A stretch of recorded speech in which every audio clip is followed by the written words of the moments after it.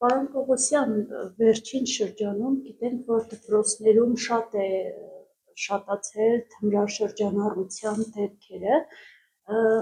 հատկապես Շիրակի մարզում այսպես տեղեկությունները ոչ բացահայտ են մեզ հասնում, բայց այսպես փորձում են կոծկել այդ տեղեկությունները։ Դուք նաև անդրադարձել եք մի առիթով, որ շատ դեպքերում այդ թմրաշրջանառությունը նաև բարեկների մասնակցությամբ է տեղի ունենում, իրենց ձեռքով է այդ ամեն ինչը կատարվում։ Ինչ կասեք, ինչու է այսպես ակտիվացել այդ process-ը։ Տեսեք, թմրանյութերի շրջանառությունը ինքը ես նորից առիթ եմ ունեցել կարծեմ տարիներ առաջ օրագիրի դասելու ինքը ամբողջովին կարող է վերահսկվել եւ կարծիքով հիմա էլ բավականին լավ վերահսկվում, բայց վերահսկումը տարածվելու առումով եւ ոչ թե կանխարգելելու առումով։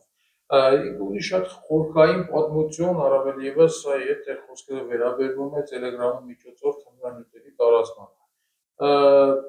2018 թվականի կառավարության որոշմամբ հունիսի 27-ի N707 նորմատիվ ակտի որոշմով Նիկոլ Փաշինյանը, այսինքն առաջի գործողություններից մեկը կառավարության որոշում հանեց, որով թմրանյութերի չափաբաժինները կոնկրետ հստակեցրեց, որ դեպքում որևէ պատիժ չի հասնում, որ դեպքում հասնում է ենթադրենք վարչական տուգանք եւ որ դեպքում միայն կարող է քրեական հետապնդում իրականացնել։ Եվ շատ հետաքրքիր զուգադիպությամբ այսօր այդ մարդիկ, ովքեր որ զբաղված են Telegram-ի միջոցով թմրանյութեր տարածելով, իրենք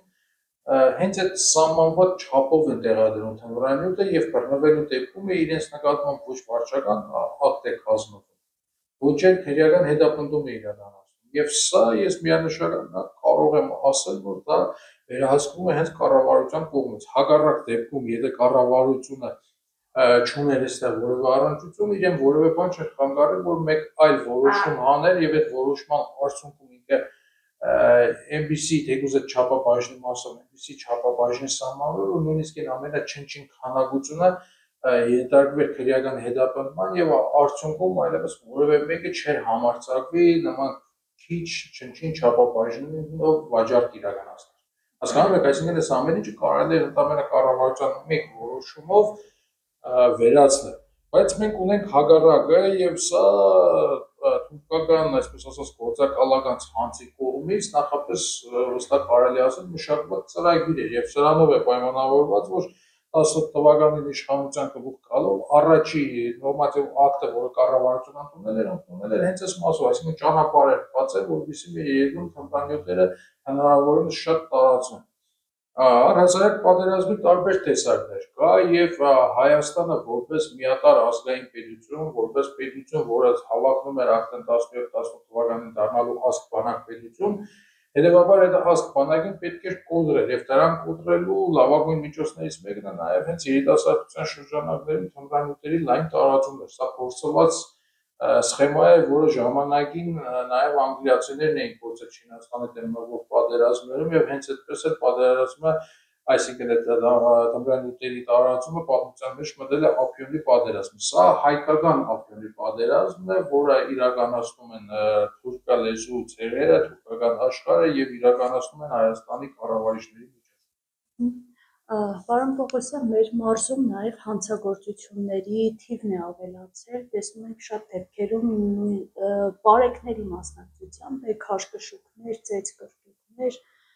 սա ինչի մասին է խոսվում ու անընդհատ փոխվում են մեր մարզի ոստիկանապետերը, բայց իրականում այդ բարքերը չեն փոխվում։ Տեսեք, ես չի ասում միայն մեր մարզում, ընդհանրապես Հայաստանի Հանրապետության եթե քրեական քրոնիկան մենք նայում ենք, մենք ամեն շաբաթ տեսնում ենք զարվելի սպանություններ, անընդհատ տեղեկանում ենք, չգիտեմ, տարբեր առևանգումների, մարդկանց, երեխաների գողություններ, այսինքն հանցավորության երևի թե բոլոր տեսակները այսօր շատ վատ իմաստով զարգացում են ապրում եւ տարածում են Հայաստանի Հանրապետությունում եւ դա այս իրավիճակում նորմալ է, որովհետեւ Հայաստանի Հանրապետության իշխանությունները ոստիկանության պետի առաջ ներքին գործերի նախարարի առաջ ընդամենը մեկ խնդիր ունեն դրանց։ ճնշել ընդդիմադիրներին եւ ամեն կերպ ապահովել իրենց անվտանգությունը։ Այլ խնդիր, օրինակ ներքին գործերի նախարարի կամ ոստիկանության պետի առջև չկա դրված։ Այդ նույն բարեփոխումներ կոչվածը իրանք ավելի շատ միտված էին համակարգը քանդելուն եւ ոչ թե համակարգը զարգացնելու առաջ տանելու։ Տեսեք, քիչ առաջ դուք խոսեցիք բարեկների կողմից նույն թմրանյութեր իրացնելու մասին։ Այդ մասով մենք բազմաթիվ հրապարակումներ ենք ունեցել եւ որոնք հիմնված են եղել կոնկրետ իրականացված դեպքերի հիման վրա, իրենք այսպես ռեալ գործողություններն են, բայց մենք ունեցել ենք նաև դեպքեր, երբ բարեկները կամ ոստիկանները բնակարանային քողություններ են իրականացրել, վերջի տարիների մասին է խոսքը։ Այսինքն հանցավորության որևէ տեսակ չկա, որը իրականացրած չլինեն այսպես կոչված բարեփոխված ոստիկանները։ Եվ սա հերթական անգամ ցույց է տալիս, որ այո, ներքին գործերի նախարարը, ոստիկանության պետը իրենք կոնկրետ զբաղված են մեկ խնդրով ապահովել ընդդիմադիրների նկատմամբ տարատեսակ ճնշումներ, այդ թվում նաև փոշտանգումներ, որոնց մասին էլ մենք անընդհատ արդեն այս վերջի ժամանակները տեղեկություններ ենք ստանում, եւ ապահովել Փաշինյանի ու նրա շրջապատի անվտանգությունը։ Այլ խնդիր ոստիկանության դիմաց կրված չէ։ Հետևաբար սպասել, որ ոստիկանությունը կարող է շատ, չգիտեմ, բարձր արդյունավետությամբ պայքարել հանցավորության դեմ, դա միամտություն է։ Պետականությունը քանդող իշխանությանը երբեք պետք չի, որ արդյունավետ գործող ոստիկանություն ունենա։ Արդյունավետ գործող բանակ ունենա կամ արդյունավետ գործող ԱԱԾ ունենա։ Նշած բոլոր կառույցներում մենք արդեն վաղուց շատ մեծ խնդիր ունենք եւ իրանք բոլորն էլ այս պահին գտնվում են փլուզման եզրին։ Պարոն Պողոսյան, նաեւ զբոսավարները բարբերաբար իրենց սոցցանցի էջերում տեղեկացնում են, որ Գյումրիի հատկապես կենտրոնական փողոցներում ինչ-որ տելեգրամ ալիքների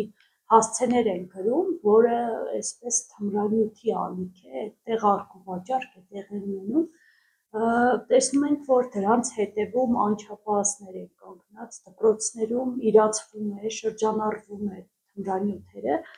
բայց շատ դեպքերում, երբ փորձում ենք հետաքրքրվել գնալ այդ հետքով, տնօրենները շատ վարպետորեն կոծկում են այդ գործերը։ Այս դեպքում ինչպես պետք է բարձրաձայնենք, ինչպես գնանք այդ հետքերով, որ արդյունք ունենա։ Գիտեք, տարիներ առաջ, եթե չեմ սխալվում, 2021 թվականին ես անձամբ ինքս մի ընթացք փորձեցի անընդհատ քաղաքում շրջել եւ որտեղ որ տեսնում էի,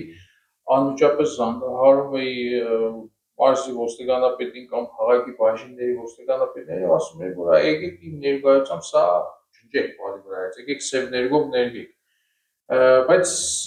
իրականում դա էլ արդյունավետ չէր եւ ինքս իմ համար գտել եմ մեկ այլ տարբերակ, այս պահին էլ մեքենայից մեջ են փչովի ներգերից կա, ես որ տեսնում եմ միանգամից սկսում եմ դա ջնջել։ Նույնն է խորհուրդ կտամ նաեւ բյուզերին։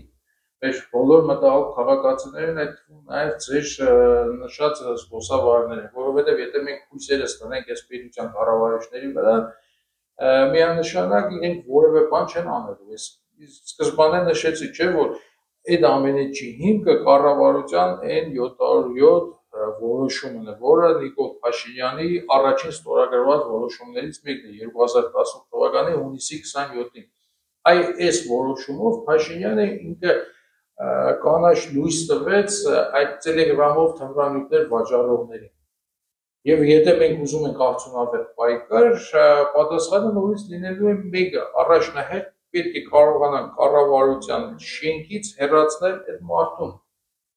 որից հետո հավատացեք